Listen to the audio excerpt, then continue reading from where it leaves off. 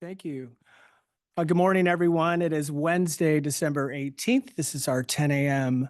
regular Board of Commissioners meeting. I will call this meeting to order, and we need to establish a quorum. Commissioners Jacobson, Commissioner Hall, and myself establish is a quorum. No recognitions and proclamations. That, Actually, Commissioner Miller, may I do an impromptu recognition? of course, Okay. yes. Thank you. So I just wanted to do, like I said, a little impromptu recognition for Sheriff Landers, who I believe this is likely your last BOC meeting with us before you retire. So there was a nice little write-up in the County Connections newsletter to staff and that I just Okay. wanted to read at his likely last meeting with us as sheriff. So after 37 years of service, it is time to say happy retirement to Sheriff Curtis Landers. Throughout his career, Sheriff Landers held many positions, including records clerk, corrections deputy, patrol sergeant, administrative lieutenant, and became sheriff in 2016. These assignments gave him experience with community policing, allowing him to work closely with community members and required creative thinking to find solutions for new challenges law enforcement faces each day. Although his eyes were not originally set on becoming sheriff, his contributions, leadership, and integrity made him an obvious candidate. A few of his career accomplishments include completing a total rebuild of the radio communications system. This was a substantial project that took multiple grants to secure funding, hefty coordination of stakeholders, and countless hours finding and securing the proper locations for radio towers. Landers closed out the project with incredible improvements for the first responder communication throughout Lincoln County. Tackling a high number of forced releases in custody, addressing this issue led to the creation of our pretrial program, which is still making impactful changes and connects people to resources they need to succeed. Contributing to the Oregon State Sheriff's Oregon State Sheriff's Association, OSSA, through multiple projects and roles. Some of his work includes serving on committees, acting as secretary, vice president, and president, speaking at conferences and trainings such as Command College and other leadership trainings. In 2023, Landers was also named Sheriff of the Year by OSSA. That's right. It is impossible to highlight all his accomplishments over almost 4 decades of service, and Sheriff Landers will tell you that his accomplishments couldn't be done alone. Sheriff Landers shares and attributes his success to his incredible and supporting wife, Jen. He's also quick to give credit to and prioritize his team. It's not about myself, he says, it's about our team. You always want to leave an organization better than when you found it and hope the next person does the same. So I just wanted to say thank you for all your years of service. Let's give that guy a stand. Yeah, there we go. Stan, yeah. Thank you.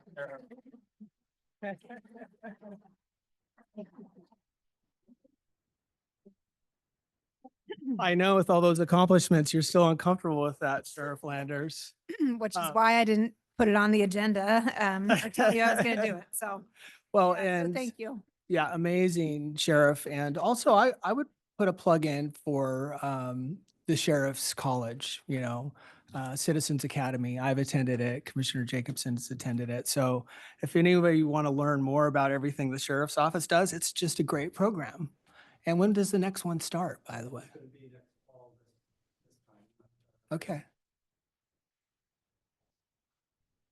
Okay, so fall, and you can find information probably on the sheriff's section of the website. So, hey, great idea. Thank you.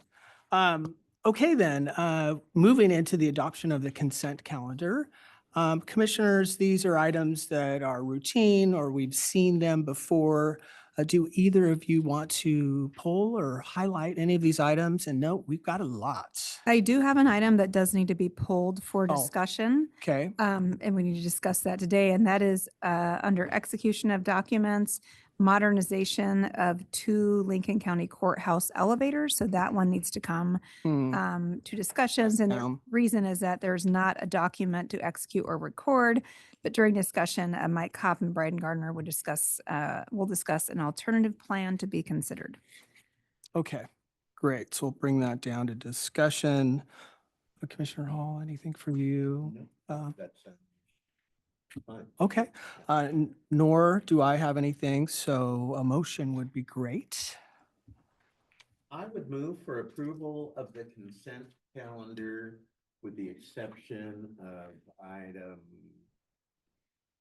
that would be H8, I believe, Okay, the elevator contracts, that be pulled for further discussion. Yeah, and just clarification, it's just the courthouse elevators, not the jail elevators. Yeah. I second the motion. Okay, all in favor, please say aye. Aye. Aye. Aye. Okay, consent calendar is approved. That moves us into our public hearing. Item A, second reading of ordinance number 537, amending the Lincoln County Code, Chapter 1, to update sections of the code pertaining to administration of the National Flood Insurance Program, Special Flood Hazard Area Requirements. And I see Director Husing coming up. And I believe I'll start here. Yeah, and open the public hearing. This is the ordinance amending Lincoln County Code, Chapter 1, to update sections of the code pertaining to the administration of the National Flood Insurance Program and area requirements and declaring an emergency. So county council can read this ordinance by title unless there is an objection by one of the commissioners. So title only? Title only, Okay. yeah. Thank you, Commissioners. Before the Board of Commissioners for Lincoln County, Oregon, ordinance number 537. An ordinance amending the Lincoln County Code, Chapter 1, to update sections of the code pertaining to the administration of the National Flood Insurance Program, special flood hazard area requirements, and declaring an emergency. Okay. And next, I think, Ano, you are going to update us. Thank you, Mr. Chair and members of the commission. Ano Husing, Director of the Planning Department.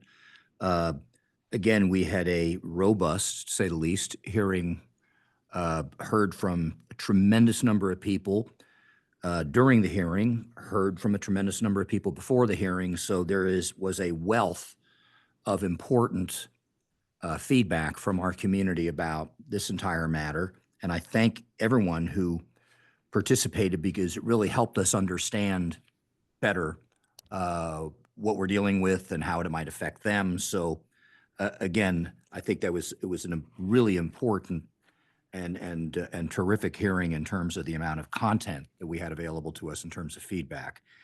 And so today you have in front of you, this is the second reading of the code amendments.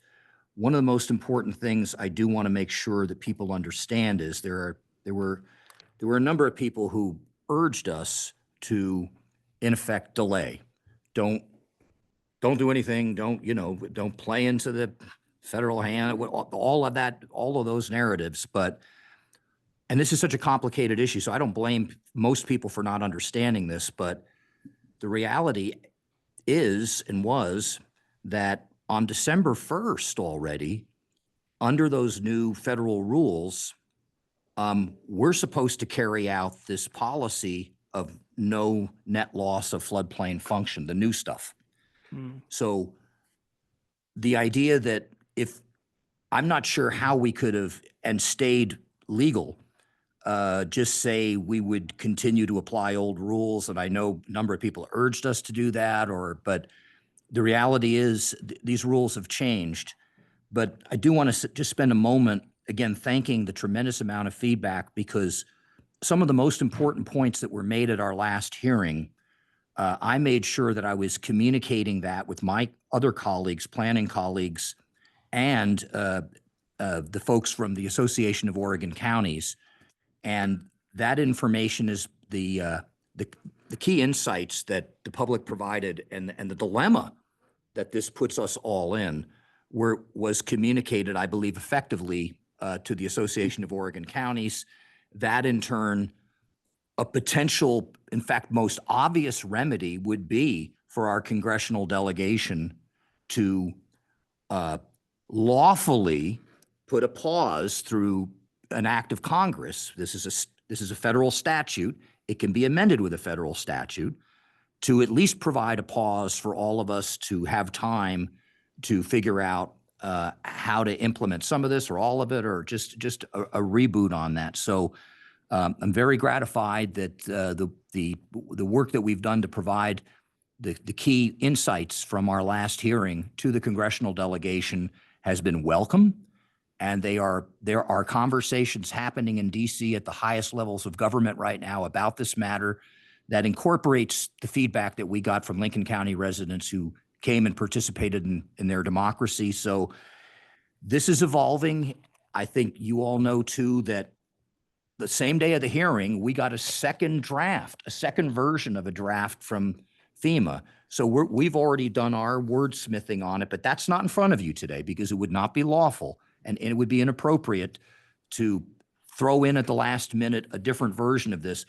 The good news is that the second version that we'll have a separate hearing on in the near future is actually better than the first. So it's not getting the document's not getting more onerous. I think they've spotted a few things. So I look forward to coming back to you with another amended ordinance in a relatively near future. But I urge you to adopt what we have today, because at least if we do that, then we will have the legal ability to apply these new standards and at least start, if applicants if they insist on doing new development in the floodplain right now, at least we can try to understand how we can administer those permits and get that going. So I think there are a number of mutually supporting advantages of adopting the ordinance now to stay legal. And at the end of the day, I know you understand this. This also makes sure that we do not end up being sanctioned by FEMA and lose our access to the National Flood Insurance Program and all of the FEMA disaster funds and all that kind of stuff. That's just, that would be astonishingly bad for our county if we let that happen. This makes sure that's not going to happen. But I know for everyone who's listening to this, who cares deeply about this, the cause endures to continue the dialogue on this with the congressional delegation, with our partners in FEMA. And so I believe, Commissioner Jacobson, you made the suggestion at our and I'll be happy to take any questions about any of this, of course, but I'm going to get off my soapbox here in a minute. But I think there is, in keeping with the promise that was made during our last hearing, we have a letter from our board that has been developed based on the tremendous feedback we've gotten that would go to our members of the congressional delegation. So at that point, I think I'll leave it at that. Answer any questions. Thank you, and thank the public for engaging as vigorously as we have in this difficult situation. Thank you. Thank you, Director Husing. Yes, and they did turn out at our last meeting. For those who are here for the first time, we had a full house. And then some. Yeah, and then some. So Commissioners Jacobson or Hall, any thoughts for Ano? Or I have no questions, Director Husing. No questions. I do have some thoughts, whether it would be appropriate to share now or we can closer to voting. Yeah, if you want to wait for discussion. So procedure for the public hearing is Mr. Husing gave, updated staff report, and the next step would be public testimony. Yeah, I mean, we could ask questions now directly. For Mr. related to the Husing? staff report. Sure. So yeah, none for me. I don't have questions for the staff. from the Yeah. staff. I'll stand down. Thank you. Let's take a look at in-person input on this matter. So you have 3 minutes, and we would like you to sign up, but we'll start with what we have so far. We just have one person signed up, Mr. Miller. If anybody else would like to speak, I can bring them this and you can sign up. Okay.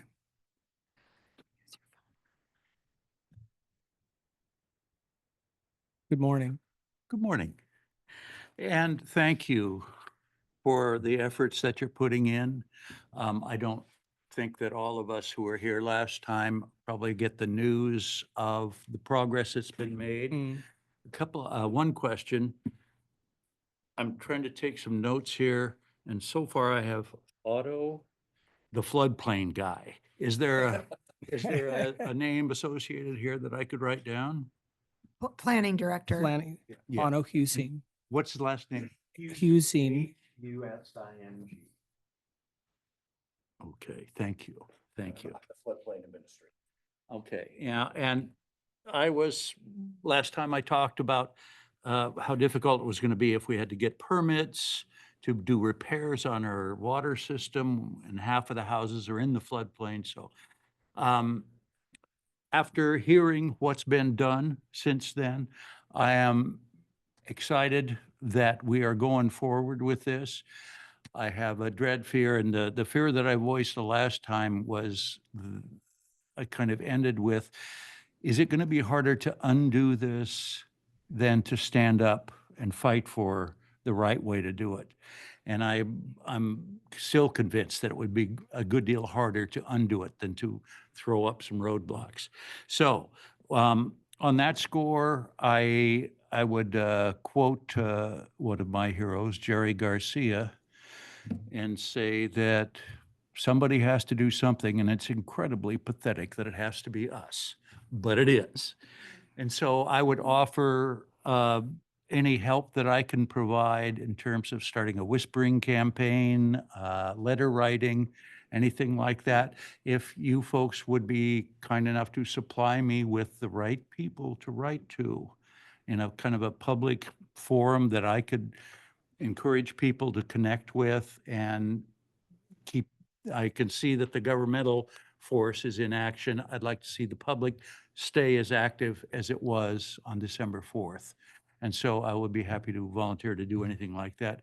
But I do want to, just want to stand up and say thank you for standing up for us. And that's really all I have to say.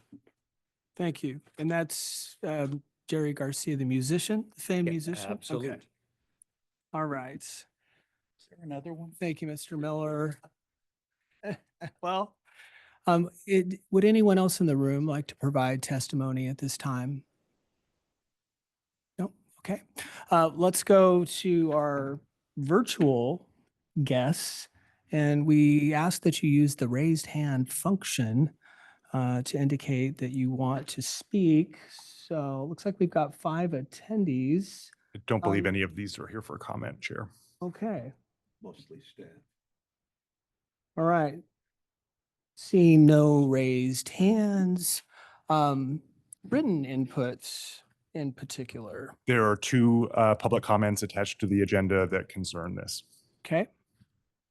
All right. Okay, well, I think that does it for public testimony then.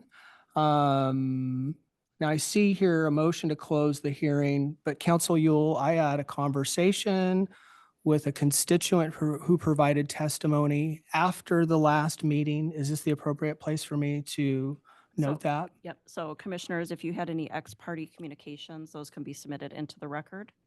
So Okay. if you want to disclose the names of who you spoke with.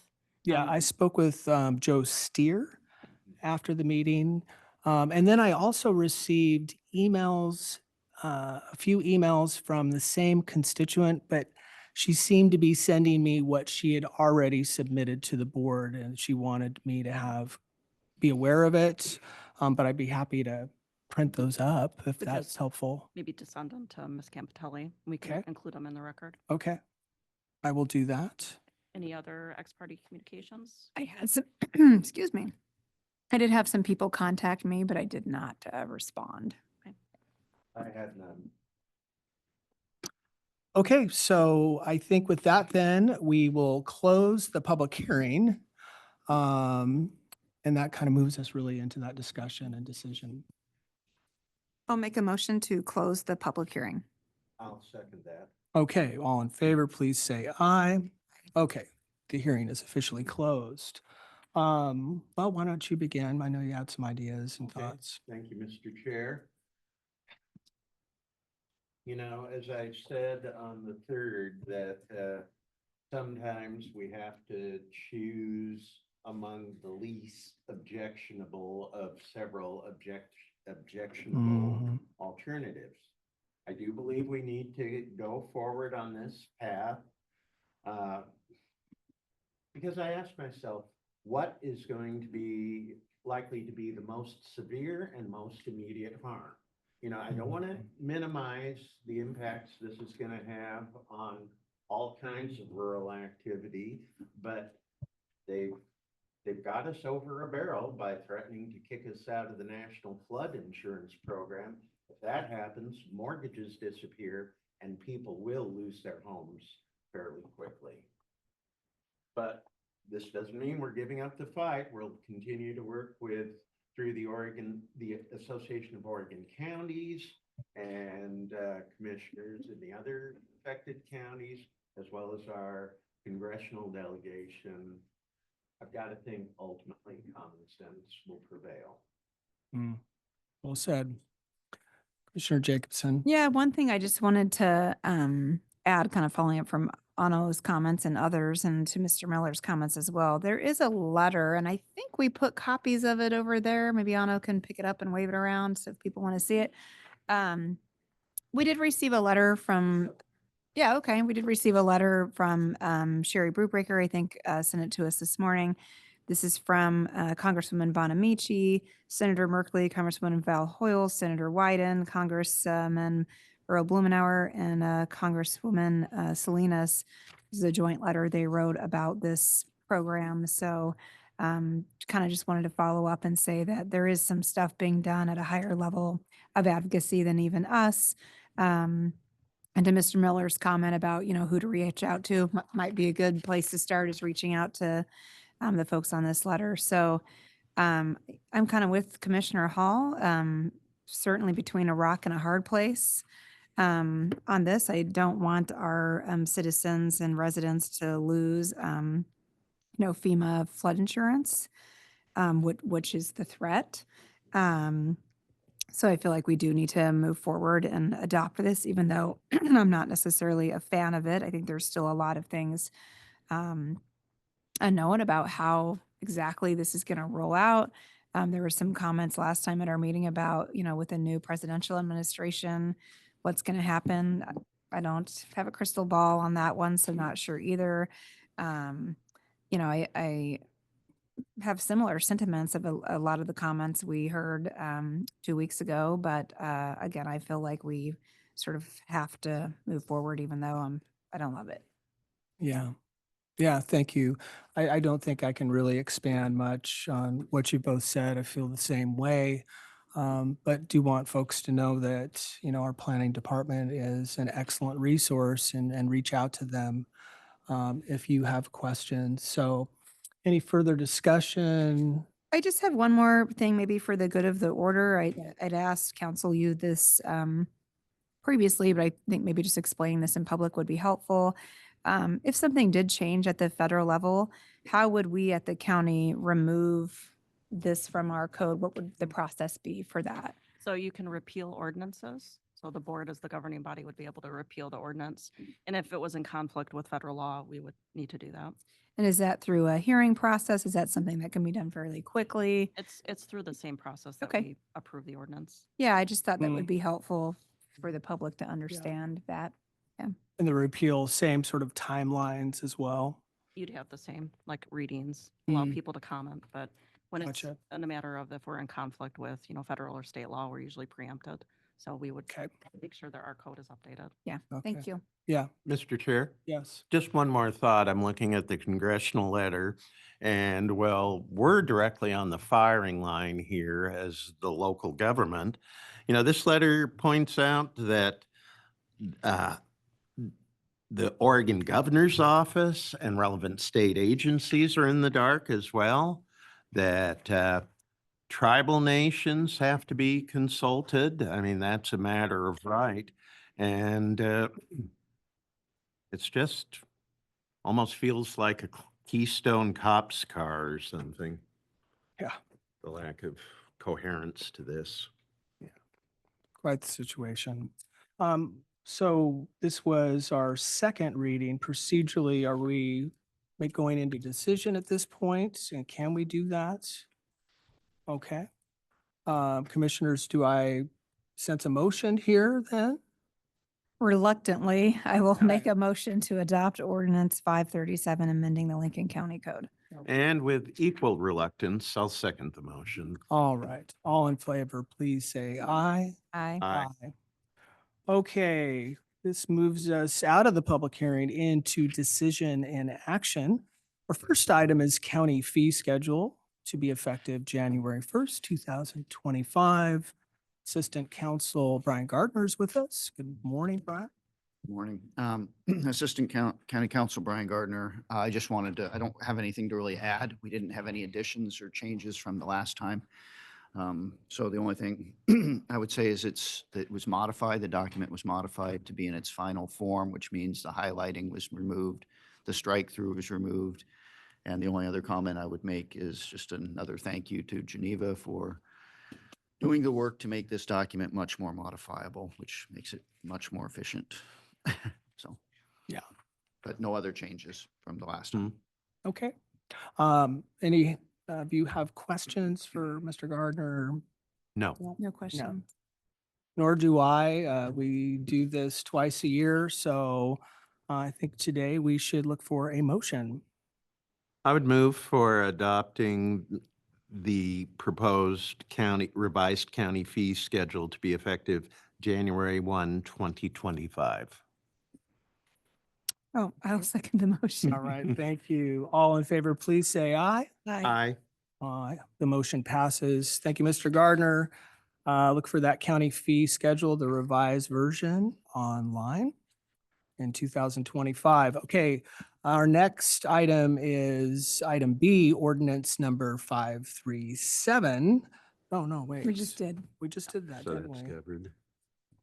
Yeah, so let's take, okay, so we go to item C, a moratorium on short-term rental licenses under Lincoln County Code 4.405 through 4.450. Commissioners, I actually had Mr. Lip pull up the current moratorium. So the current moratorium will expire December 31st of this year. So if the moratorium does expire, we only have available licenses in zones 6 and 7. Remember, you placed the geographic areas, you have caps in all of those areas designated. So there's really only licenses available in zones 6 and 7, which is the area east of 101. So, yep, we just need a decision whether you want the moratorium to be extended or if you would like it to expire. So for clarity, if the moratorium expired without an extension, we would go back to our areas that we have, and there would be licenses available in areas 6 and 7. But we're not going back to a license free for all. We would just go back to our areas. Correct. And the moratorium cancels all new licenses. It's a pause, Yeah, essentially. okay. Yeah. Yeah, so we're really looking at, in terms of language and structure, extending this, duplicating this, if you will. If that's Yeah. your wish. Yeah.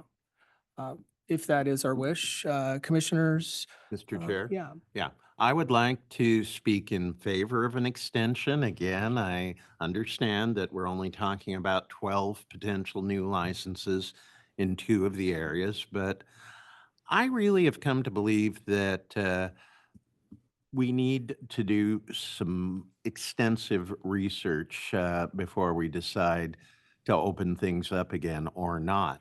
That I don't have a good sense yet of how many, like for instance, code enforcement cases involve STRs, and what kind of issues are we talking about? Mostly the common ones of traffic noise and parking, or failed septics. I also have noted that our transient room tax is down somewhat, and to get a good sense of why, I want us to ask the treasurer. I was told this isn't possible currently, but to get a breakdown of TRT at least for hotels, motels, campgrounds, and then short-term rentals. Yeah, I agree. That would be helpful, wouldn't it? I think so. Commissioner Jacobson, initial thoughts? I'm not necessarily against an extension, but we did extensive work on putting in our short-term rental ordinance. Mhm. And so I would like to get us to actually using the ordinance that we created or if we're making changes to that ordinance, then make changes to it. Mm. But so I'm not necessarily against another extension, but I don't want to just keep extending and being in this weird place when we have an ordinance.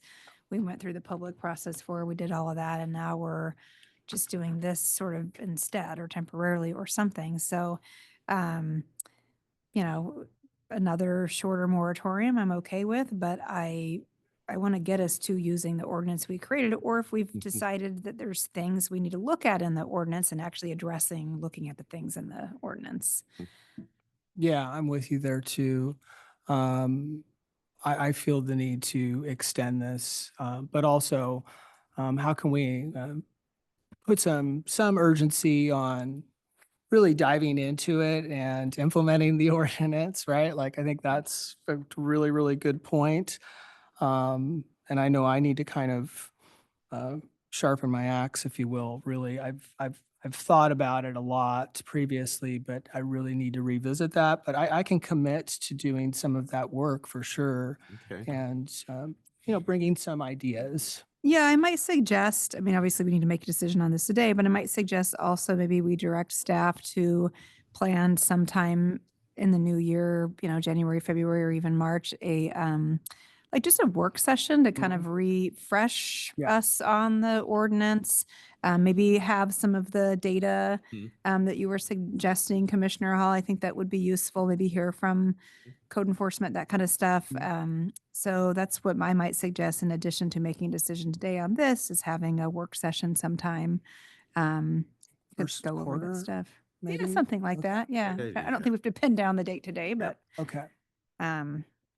so with that, I'll just throw a motion out and we can discuss, but I'll make a motion that we extend the moratorium for short-term rental licenses until March 1st, Can we do March 31st? March 31st. Yes, Okay, 31st. friendly End amendment. of the first quarter. That makes sense. Yeah, that sounds good. Want Is there to a second that? on my motion? Oh, that was an official motion. Well, Yes, I'm glad think to so. second that. Though I'd personally prefer to see it longer. I'll vote for this. Okay. All right, then. Sounds good. All in favor, please say aye. to Aye. extend. Thank And you. then do we have a consensus to direct staff towards working on a work session? We do. Yes. I Okay. think. Yeah. Okay. Oh, we are jumping to item D, and this is ARPA allocations. We have a staff report.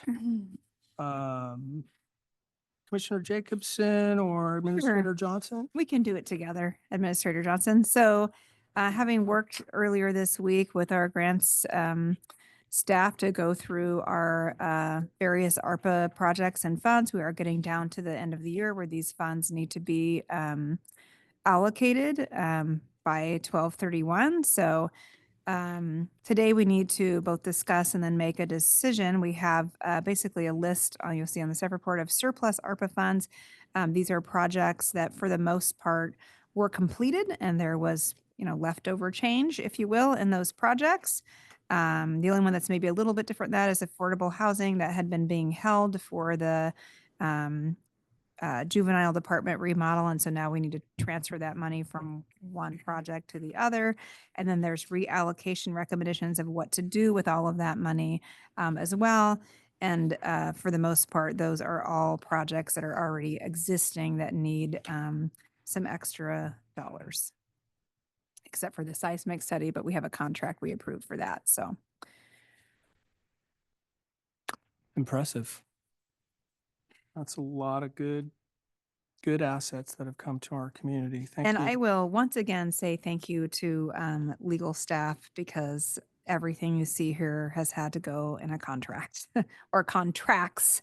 And so to Brian, who's sitting in the room, and Kristen and Doug, who's not here, just a big thank you. Yeah, it's a big, Yeah. big thank you to A them. lot of This is lifting. above and beyond the normal amount of contracts that they would do in a year. And especially as we come down, I think today, if you looked back on consent, it was like ARPA, ARPA, ARPA, ARPA, ARPA. So just a big thank you to all of them and all the other staff that have worked on this too within departments and stuff. So, Agreed. and Well with done. that, I will make a motion that we reallocate surplus ARPA funds as recommended on the staff report.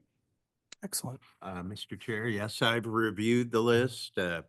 All makes sense to me. And I think as we kind of reach the end of at least this phase of ARPA allocation and planning, I really think as a team, the whole organization, we came up with a lot of really smart ways to use the money, you know, to buy physical things that were needed to do like the spay and neuter program. It's done a lot of good, I think, in a lot of areas. So I'm happy to second the motion. All right. Thank you. All in favor, please say aye. Aye. Aye. Aye. And on your note about the spay and neuter program, Commissioner Hall, I was just going to tell you, met with Central Coast Humane yesterday, who is working on the, what we call community cats or feral cats. Mhm. And the program has spayed 709 community cats through the process. So, Wow. Great. That's a lot. All right. Thank you for that. We move into discussion. This is a resolution regarding the Lincoln County Water Systems Alliance. Billy Joe Smith, you want to come up and talk to us? We presented the information about the Alliance to you at a previous meeting. And your county council has put together our resolution in a format for you. You would become a member of the Lincoln County Water Systems Alliance by approving this resolution. It will be followed soon, but not immediately, by an intergovernmental agreement that will enable the alliance to file its, what is it?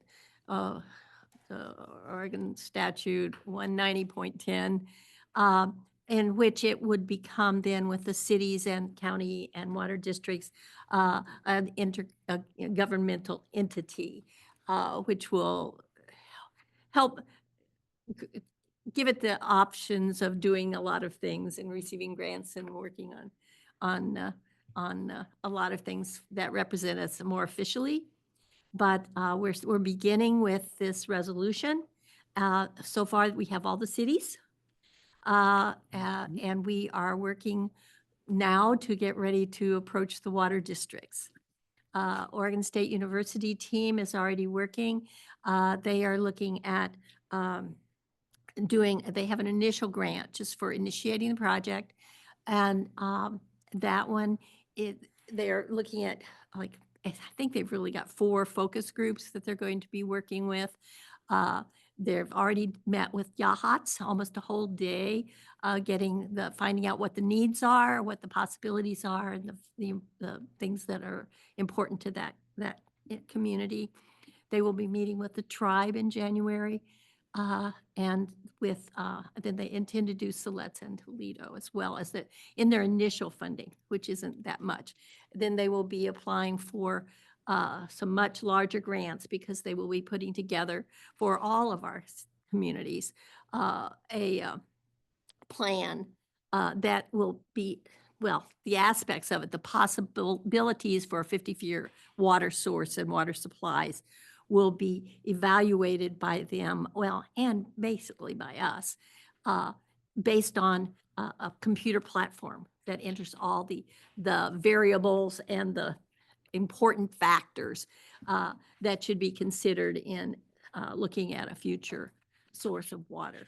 And as the climate change hits us, we would probably, well, I'm waiting for the report, but we will not have water in 50 years, at least not enough for our population and all our needs. And we need to plan ahead for how to make that not be the case, and look at it positively before it's an emergency. So that's what's going on. We need you involved because you have the overview.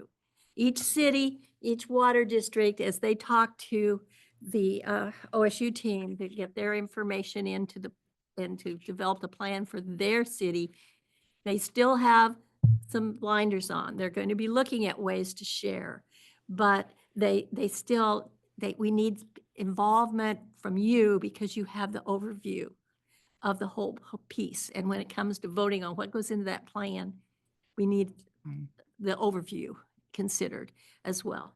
The other piece that I think is very important for you is that those parts of the county, those people in the county that are individual suppliers and small, have their wells, have their spring, they need to be represented as well.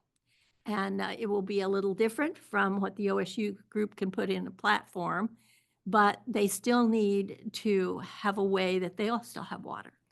And so we need to have your input and your contacts and your view to make sure that that's a part of the overall plan when we get it done. So that's it. And if you have questions, I'll be happy to try to answer them. Commissioner Jacob, Senator Hall, any initial questions here? None? Got the resolution before us. Okay. I don't have any questions on this. Yeah, I've definitely talked to them previously, so. Just a question on the water districts. Mhm.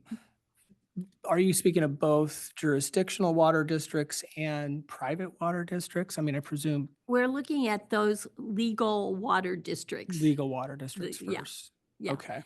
But we want to make sure everybody else gets water too. That's why we want your involvement and how that can be done too. Yeah, I had a pretty extensive conversation with them on the non-water districts, community water systems, and I believe Commissioner Miller that you happen to be on one of He those. is. And I think that's a really important component of this, but also presents some challenges like, excuse me, we at the county don't necessarily have a list of all of those Right. little small community water systems that aren't a district. I've talked to many people over the years that, there's a checkbook that's passed around. They don't know if they're a nonprofit or what kind of group Right. they're even at, but they have some type of system. And I think Alliance people agree that that's important, but that's going to take, I think, some help from everybody to start identifying who all those people are and how to pull them in. Yeah. Right. Right. And the outreach meetings, those are just kind of focus group. Right now, they're just looking at, they're just doing focus group. They just Okay. have a $28,000 grant for this initiation of the project. So it's limited, but they're wanting to, basically figure out what do people need and how can we, then they're going to look at how we're going to build this into these computer platforms with Yeah. models and all kinds of data to come up with these feasibilities, level of feasibility for each one, each possible water source. But that's the big piece. But the organization as a whole will need to look at, and OSU needs to look at what are some options for these smaller groups. Fortunately, there is on the OSU team, there's representation from Extension and Sea Grant. So I'm hoping those folks will be able to help us come up with what are some options for our, our single suppliers and our small suppliers. of Yeah. water. Yeah. Important piece of the data, just wrangling it all together, right? Yeah, It's yeah, a big it's a challenge. monster. And they've got a good team. They've got, computer geniuses and engineers and economists and everybody on this team. So they're planning on making it work. And Yeah. they're excited about it because they know if this model works, if what they put together works for a broad region like ours, that can be applied other places. And they're looking at, them having this model that they can apply in other places as well. And it will be very useful all over the country. Yeah. Well, our children's children would probably appreciate that we, did everything we could to make Yeah, sure that. I should tell you, I have an 11-year-old grandson, and he's very, very interested in news and what's happening, and he's worried about global warming and climate change, and to the point that sometimes he can't go to sleep at night. He's just anxious about Aw. it. It's really sad. And some reason, last time I was there, they were talking, his dad was talking about reading something that we're going to be out of water by 2040. And Galen's freaking out. And so I told him about this project. And it was just like the tension just went. He says, that's so good. He was so relieved that we're really looking at some solutions so that we won't be out of water, we hope. Anyway, we'll come up with something. Our technology is there too, and then the OSU team can look at that. And Well, think that's I was important. reading in a professional climate science journal about some of the research, and there actually had a term in there that a lot of scientists are having that work on climate change, and it's called climate anxiety, Uh-huh. which is kind of a diagnosable thing, I guess, at this point. So sounds unfortunately like your little grandson was having that He as was well. having Yeah. it. He's been Uh-huh. having it, and it's sad. And I worry about the world. There's new editions of Limits to Growth out now, that old book, and it's been revised, and it's very scary. So we need to be ahead of the game if we possibly can. Well, sounds like the last jurisdiction to jump on regarding the resolution. It is under discussion. However, we can move on this. I would be okay making a decision on I it would today. as well. Yeah, Okay. me Well, too. I'll make a motion that we adopt the resolution regarding the Lincoln County Water Systems Alliance. Second. Okay, all in favor, please say aye. Aye. Aye. Okay, we're there. Thank you very, Thank you very very much, Billy Thanks, Joe. Billy. Okay. All right. Now we move to the jurisdictional transfer of Ocean View Drive, number 813. Looks like our Public Works Director, Michael Dewan, is joining us. I'm so excited to see this on our agenda. It is here. He Yay. is too. Good morning. For the record, Michael Dewan, Public Works Director. Karen Miller, it's very nice to see you. Commissioner Jacobson, I'm glad to hear you say that. I don't feel that I need to go into this too much, as you're all aware. If you recall, within the last couple months, you approved the legalization of a portion of Ocean View Drive, which was a ongoing long project with one of the end goals being transferring these roads to the city of Yachats, who I've been in communication with occasionally, and they're very excited about this too. So I'm here before you today to request that you initiate proceedings to transfer jurisdiction of several county roads. The memo that was submitted in the packet, if you've had a chance to review it, it was dated in October, and I did list, we did identify 4 different roads that we discussed with the city. Since that time, through discussions for various reasons, I'd like to amend what we submitted and just request that you initiate proceedings for transferring jurisdiction of Ocean View Drive, which is County Road 813, and Marine Drive, which is County Road 814, Okay. and dismiss the request or reference to the other 2 roads at this time. Okay, so Lori Lane and Yachats River Road come out here on the Yes, transfer please. right now. Okay, commissioners, any discussion? Nope. None on for this? me. No? This has been pretty well vetted. Okay, Over many years. Yeah. Yeah. all right. Well, I have no further questions. Shall we get this moving? So the process, commissioners, is an order would be prepared by council. A meets and bounds description needs to be included regarding what portions of the roads we're transferring. And then that would need to be also approved by the city. So under 373, 270, we would just want to have a discussion that this is the section to the city of Yachats that we are going to initiate transfer and that they approve of that section. Okay. So Would you want to have that discussion before the board which would be, initiate proceedings? which would be January 8th would be the next board meeting. So if you can, yeah. I feel pretty confident about it. I will check with our county Okay. surveyor. I know they're very busy. I don't want to put a load on them, but I think we can get this moving. And with the legalization of that portion of the road, I think they have this pretty well defined. Yeah, I agree. But And I'll I give think- them a chance to speak as well. Sure. And I think some work on 814 had been done previously. I believe so. Yeah. Okay. So tentatively, commissioners, we can have this on the order initiating proceedings for the jurisdictional transfer of those 2 roads on the January 8th meeting. Okay. That being said, and with the commitment I just made, Yep. given the fact that we are also approaching the holiday Mhm. portion, as soon as I hear, if possible, that this needs to be delayed, I certainly will let you know. Okay. Thank you. Okay, thank you. Thank you for your time. Yes. Reminder, Chair, under discussion information, we need to add a C, which is the courthouse elevators. Okay, so let's do it. I think that's Brian and And Mr. Gardner, Mr. Kopp, coming up.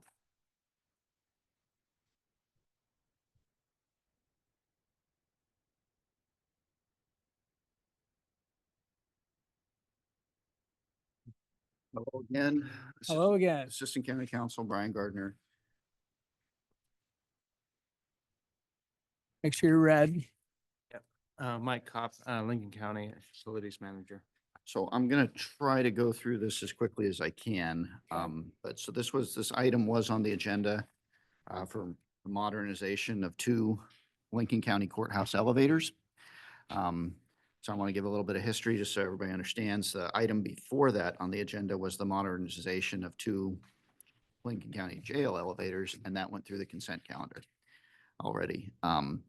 But so to give a reminder for you guys, on October 2nd, the board approved or authorized $694,621 from the ARPA funds for 4 elevator remodels, 2 at the jail, 2 at the courthouse. We decided to do 2 separate RFPs, one for the jail, one for the courthouse. And those RFPs went out on, request for proposals for those listening. Those went out on November 13th of this year, with the responses due on November 25th. And we received responses for both RFPs from 2 companies interested in modernizing both sets of elevators, one from TK Elevators and one from Otis. As stated, the jail contract was on the consent calendar today. That went to TKE. That was awarded by the board to TKE. The courthouse was initially awarded to Otis Elevators.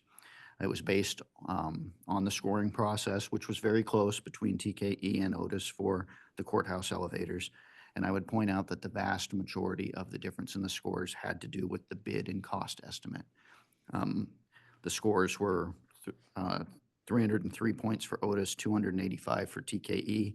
The bid cost estimate was based on the bids that were given at that time were Otis received 40 points and TKE received 26 points for the bid cost estimate, which, as you're going to hear, I would presume that the scoring committee would have not only, it wouldn't just be a 14-point difference because one score would come down and the other one would go up. It would be more than a 14-point difference had we known the information that we got on Friday.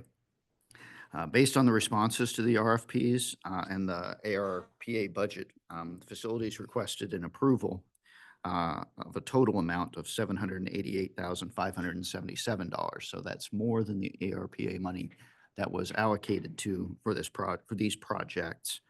But the idea was that there would be some money available from the facilities budget as well. On December 13th, which was Friday, pretty late in the day, we were still involved in contract negotiations with Otis, and they updated their required compensation amount for the courthouse elevators. The amount that they required was substantially outside of the budget, with the remaining the amount that TKE bid is the amount that's in the contract that you guys approved today. So it's not that contract was increased and there was less money available. It's that just the bid, that one went in right as expected from their bid. But the amount for the courthouse ones from Otis was outside of the available budget. I want to point out just a couple boring legal realities of this is that our RFP, one of the provisions in our RFP requires that the bid be available for 60 days for us to consider. We didn't anticipate needing 60 days because of a lot of this was ARPA funding. We planned on it being done by the end of the year, but we actually had until late January.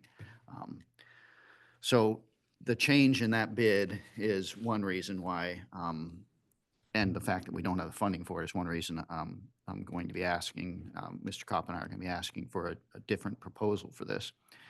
Also, with regards to the RFP, we specifically reserve the right to reject any proposal that don't meet the specifications. set forth herein.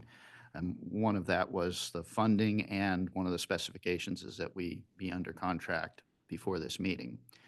Have the contract negotiations basically, done before this meeting so that you guys could consider it. And that we also reserve the right to award contracts for any or all parts of the services solicited under the RFP. And we reserve the right to, in the event that we cannot come to terms with the top ranked proposer, that we may enter into negotiations with the second ranked proposer, which is what we're going to be asking for the board to consider today. So once they came back and I'm just telling you, at this time, we're unable to enter into a contract with Otis. And we are very close to out of time to do that with the ARPA funding. So we have opened pursuant to the RFP and with Mr. Kopp's assistance, we have reopened negotiations with TKE based on their proposal for the courthouse elevators. To remind you, they are the company that has done the maintenance on our elevators for decades. And so they were very familiar with it. They came back with a proposal now just for the one for what the north elevator, which is the north side of the building here in the courthouse. It's the bigger elevator. And so it's the larger elevator designed to accommodate large wheelchairs or like an EMT gurney. So then that's the why we wanted to focus on that elevator. So their bid for just that elevator, so not the south elevator, is $185,484.41. In anticipation of wanting the board to have something to consider, we discussed that with them. I drafted a contract which basically mirrored the jail contract that you've already approved with all the required ARPA clauses. It changes, of course, which elevator and the amount.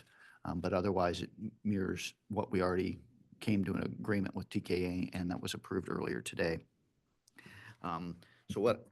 So with that amount and the amount that was approved for the jail elevators, which was $441,369, if we did the north elevator, the two jail elevators, that total would be $626,853.41, which is less than just the ARPA.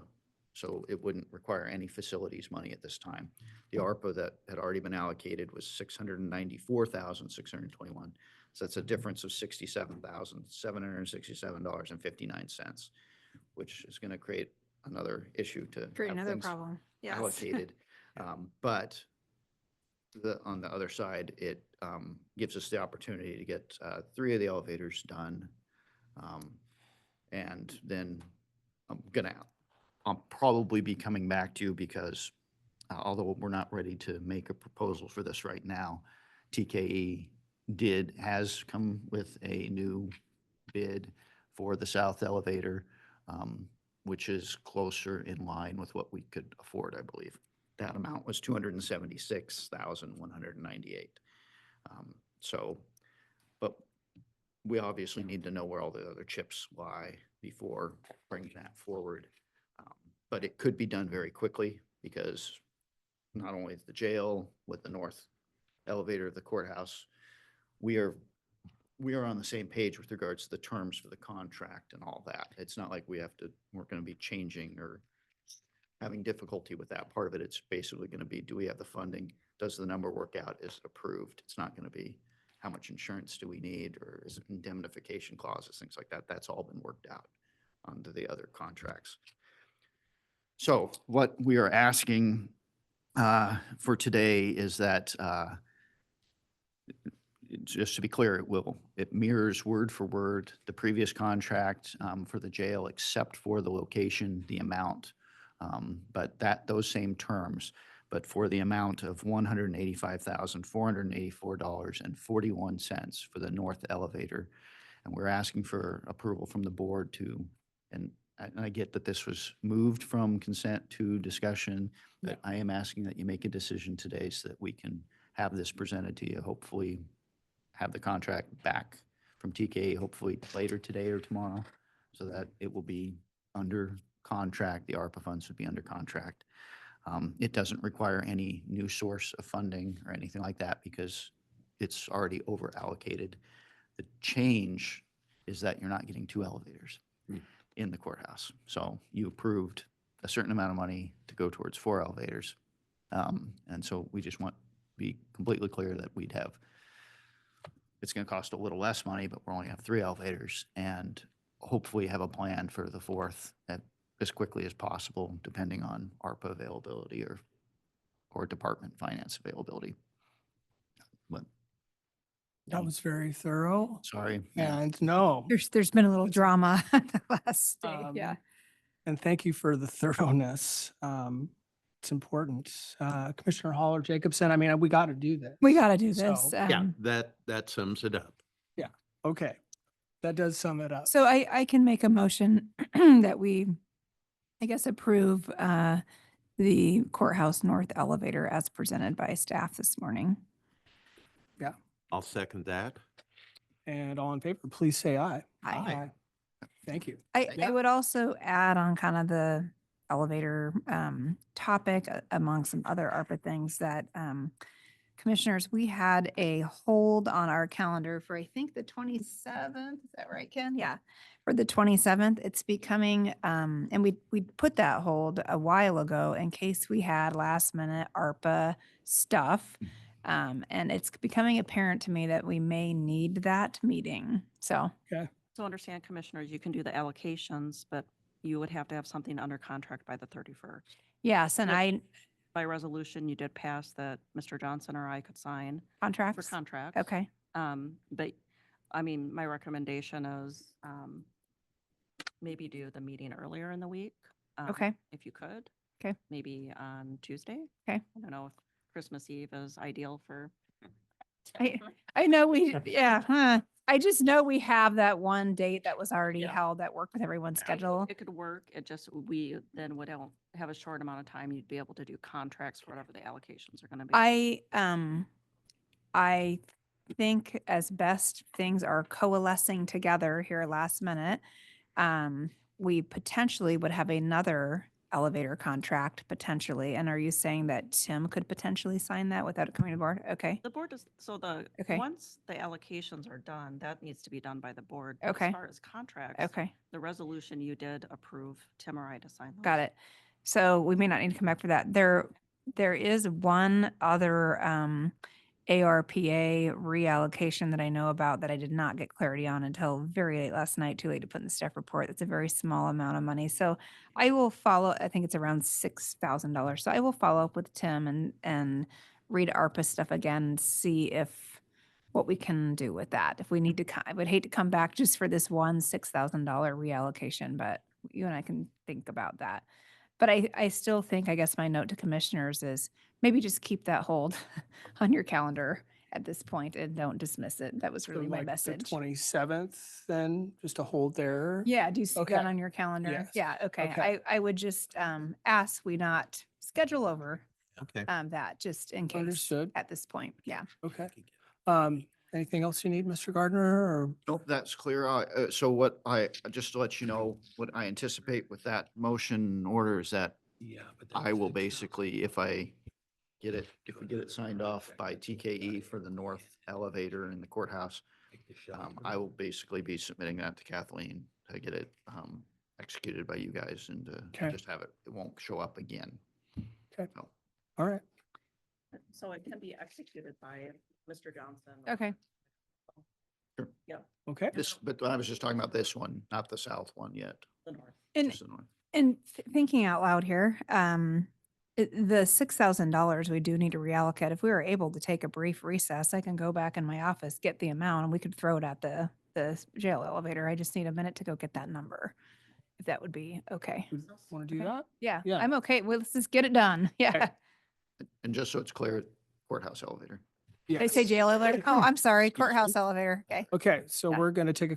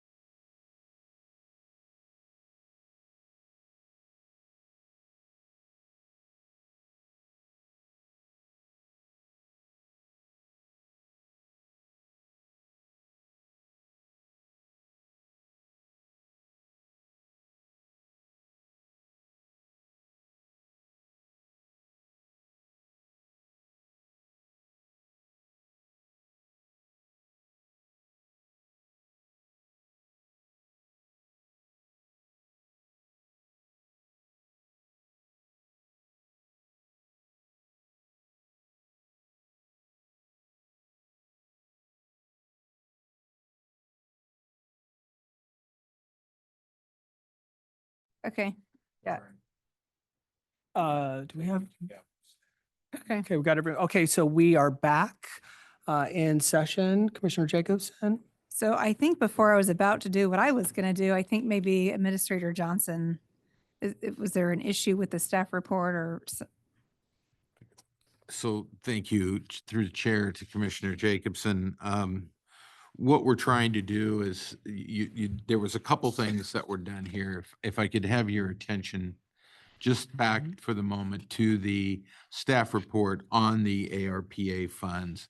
If I could have your attention turned to page 2, and if I could have Assistant County Counsel and Facilities Maintenance Manager up here at the table. I'd be Thanks for much coming back, obliged. guys. Yes, thank you. Okay. Apologize. Don't mean to do this.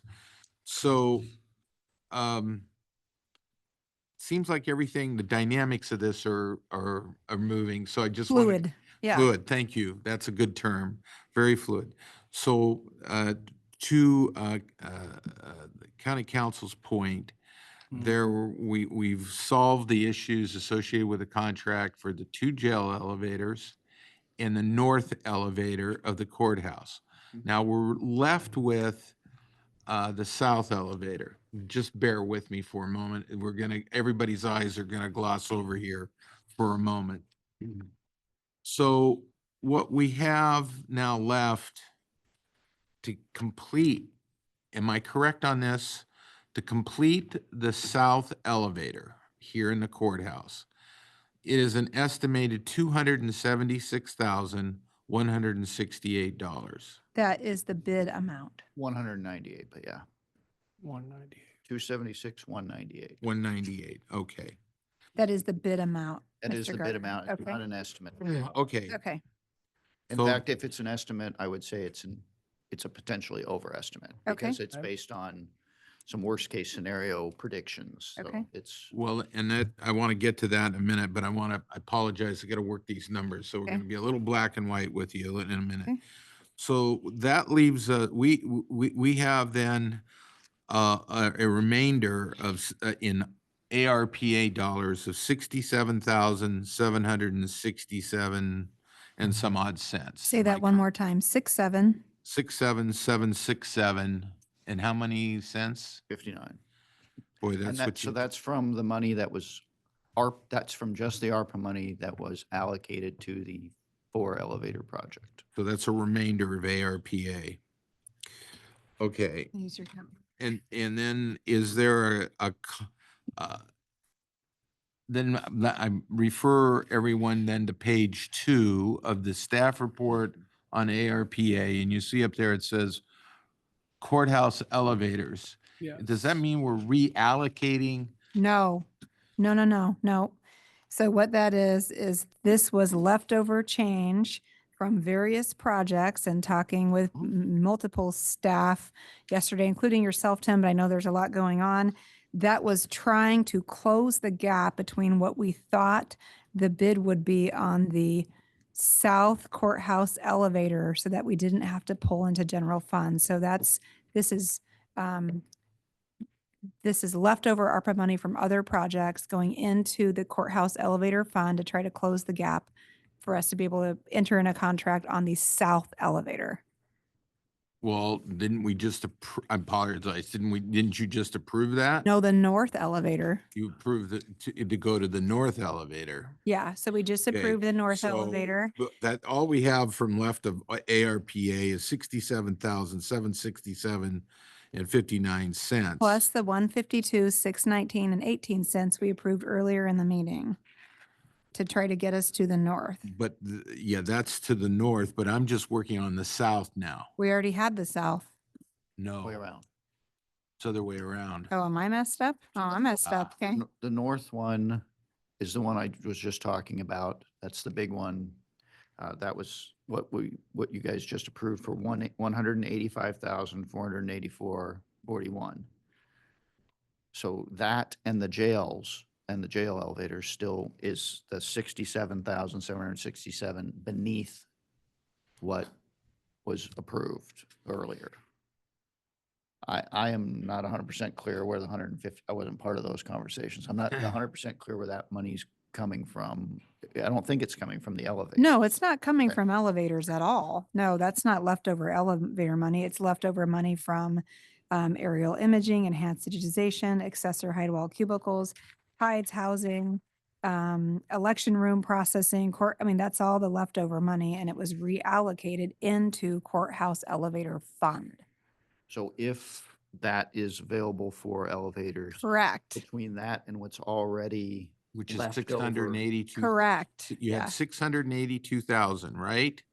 That's what we initially allocated from ARPA. 694,000. Okay, 694,000 and some odd change.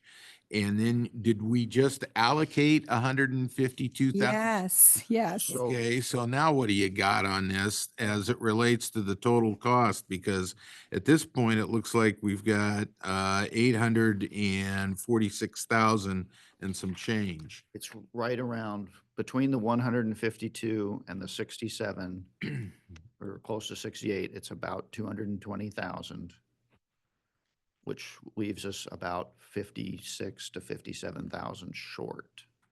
Okay, so you were going to use the residual, yes, the surplus or residual of ARPA of 67,767 against this, correct? And then was there still a discussion of 90,000 coming from facilities maintenance? I think we had discussed that. I actually had talked to finance this morning, and that would be difficult at this time to take from the budget.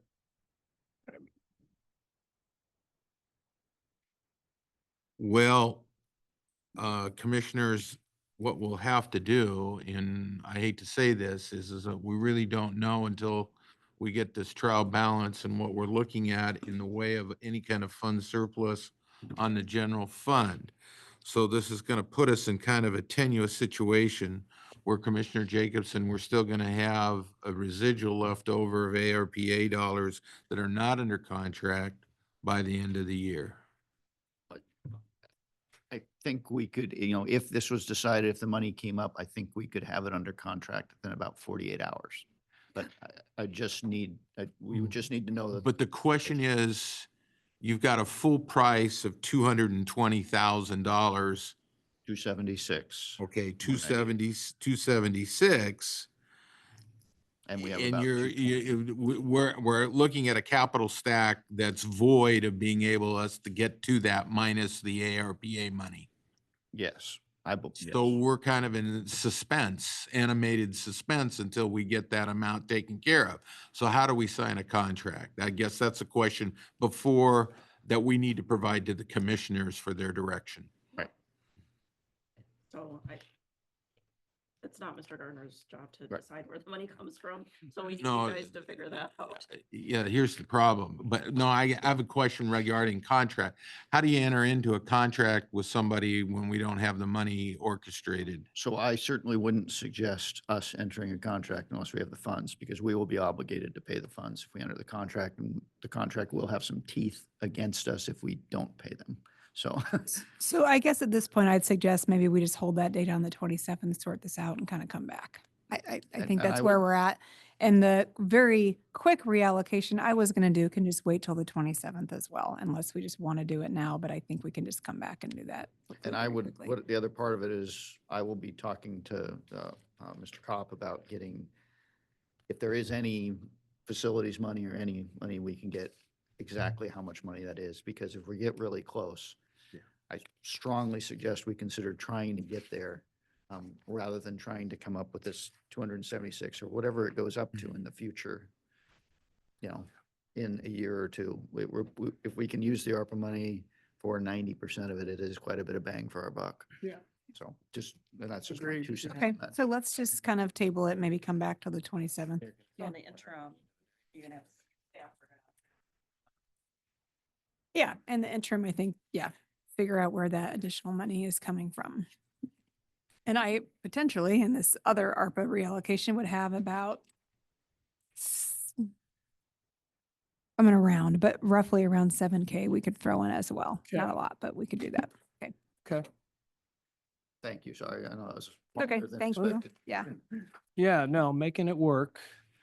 So I'm sensing, keep that 27th date more in our certain futures. Thanks for everyone for working through that. Okay, where are we at, everyone? I guess we're into reports. Administrator Johnson, anything from you in just the report areas?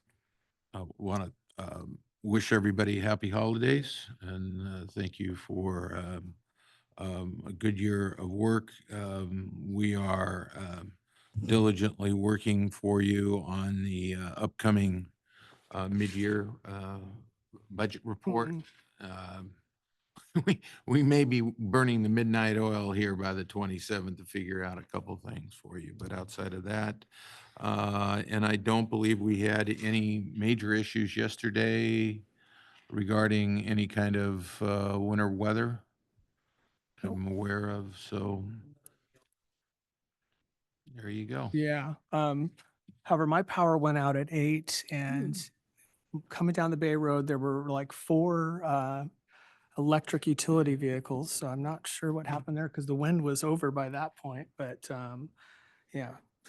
Commissioner reports, Commissioner Hall or Jacobson, any reports? Commissioner Hall? Not today, Okay. nothing. Thank you. Okay, I'm glad to see my report in the packet. Thank you. The only thing I have to add, So Commissioner, so that has been added by staff. okay, So since it was a written report, it didn't meet the deadline for the 11th. yeah, So I just need a decision by the commissioners if we're including Mr. Miller's staff report, which had photographs and things that weren't typical of a commissioner report, which historically has just been meetings attended. yeah, And I it did mean, include slides, so I just need a decision from the board of if we're including reports with these new things now. what's there looked good to me, as I had submitted it, so I was pleased with that.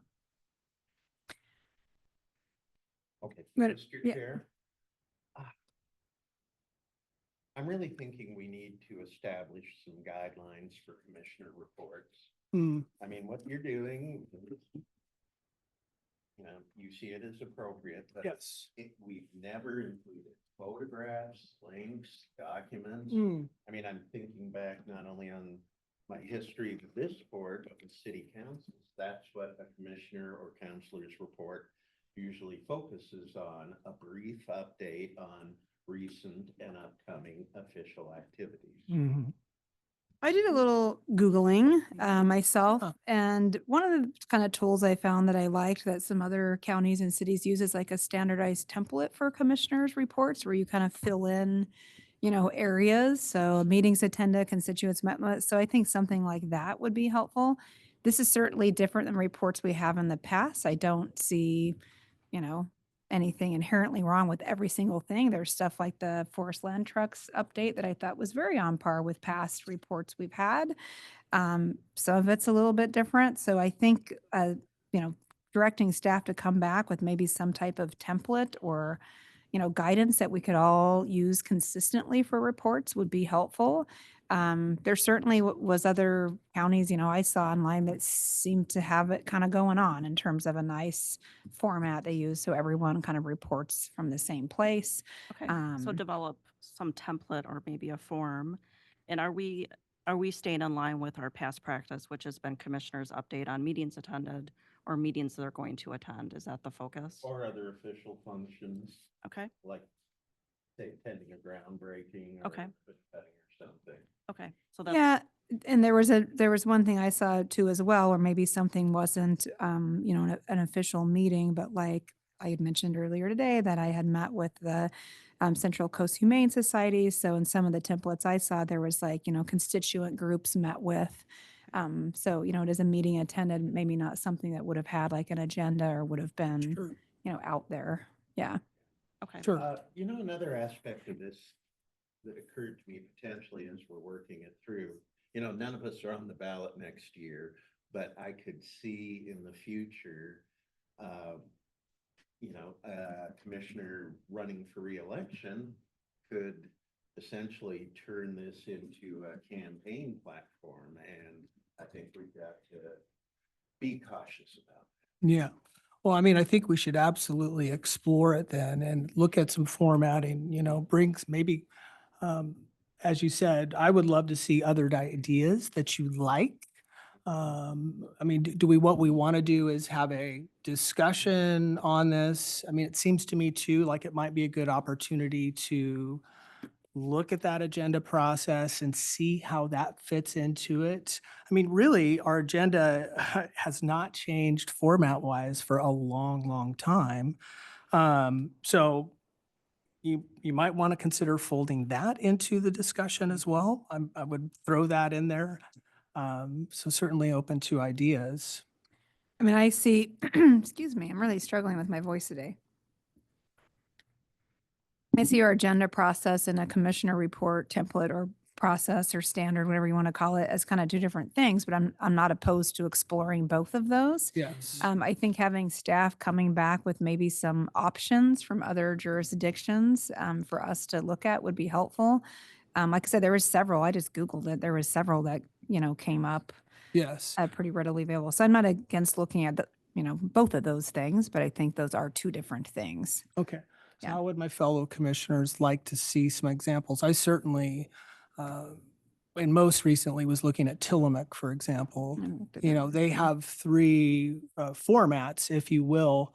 Some of those formats, like community updates versus staff briefings, allow for some of that middle area. Maybe you're describing about my report, you're looking at it and saying, okay, for the purposes here, that doesn't fit in, but in a different type of meeting format, Oh, okay. it might fit in Yeah. there. So I can propose those ideas too.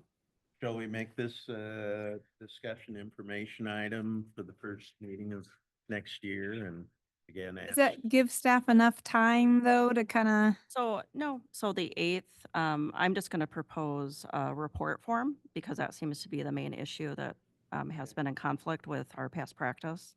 So Okay. I can propose that from different counties. I can get some information. Okay. So the 8th. So to add those ideas on the report form to the packet, send them to Kathleen or you, Kristen, who's going to receive those template ideas So just send them to Geneva. to Geneva. Okay. So it sounds like what we'll do is first we'll approach a template given this particular agenda item. And then we have consensus to maybe pursue other formatting options, looking at what other counties do for their meeting structures. oh, for the agenda? Yes. Yeah, I don't think that can happen on the 8th. I think that might take a little longer for Okay. staff to work on that, but. Okay. Oh, Okay. So, but we're willing to do that. I am. Yep, we Entertain, can do it. entertain other jurisdictional formats. Sure. Okay. Well, the only thing I would add is Commissioner Pope and Freeman say hello, Commissioner Jacobson, from the ONC Lands meeting that I attended. Now I have a more of a formal summary on that meeting that I would like to bring to you, including the outcomes of that meeting. I just didn't pull it together in time. So that would be coming as a report of, attending a meeting. And that might be a good litmus test for the new This- term okay, that we adopt, good. I would say. I Yeah, can someone's got to certainly, be the pilot there. yes. Well, let's use that as a follow-up idea. So other than that, nothing else from me? Okay. Okay, nothing from either of you then. Okay, no more reports. Okay, public comments. Kenneth, on our written comment, was that the FEMA items?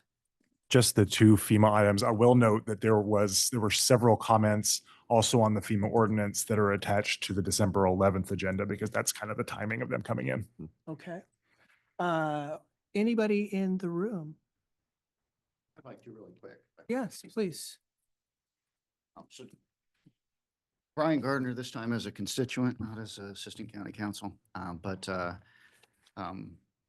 Commissioner Jacobson thanked legal staff, and I just wanted to point out and thank all of the staff that really helped come together for what I would call unprecedented last 6 or 7 weeks with the amount of work that the BOC staff and legal and the department heads have done. And really want to point out and thank Ken, Gina, Chanel, Sandy. Administrator Johnson was involved in pretty much all of these projects. I'm talking about a lot of long hours, weekends, late nights. And while we had many, many smaller contracts and purchases that were ARPA funded that needed to be wrapped up and clarified by before the end of the year, bigger projects like the animal shelter, the youth shelter, the elevators that we talked about, some of this stuff today, those are really big, expensive projects that using the ARPA funds and going through the procurement process, getting those contracts funded, those are big projects that in the corner of the country, we don't always see our federal dollars at work. So getting to see some of our federal dollars really at work and benefiting from that is a big deal. And really a special thanks to Kathleen, who kept all of this stuff straight over the last couple of weeks. That's the submission process of all these things, her flexibility with being willing to take this stuff on, not on the schedule that we have all agreed to follow. So getting all that stuff processed, which doesn't end for her today, it still has to be all recorded and followed up on to make sure all this stuff gets processed correctly. So again, I would just call it unprecedented and really thank you for the department heads that really I was involved with a lot. Tony Campa, Angela Hoke, and Mike Kopp. And again, I'm not trying to suck up to Tim, but he was involved with, again, all of these things over and over again. So just to mention that again. So thank you. Thank you. Thank you. Well said. Yeah, thank you, Brian. Excellent. Anyone else? No? Okay, let's go to our online participants. There are none, Chair. And there are none. Okay, so no raised hand function needed. Okay, that wraps up our public comment, no executive session. So bear in mind, we have, I think, a tentative but close to firm date for the 27th. Is that right? Potentially, yeah. Potentially, is our next Board of Commissioners meeting. Other than that, we are scheduled for January 8th at 10 a.m. And with that, we are adjourned. Thank you, everyone. Thank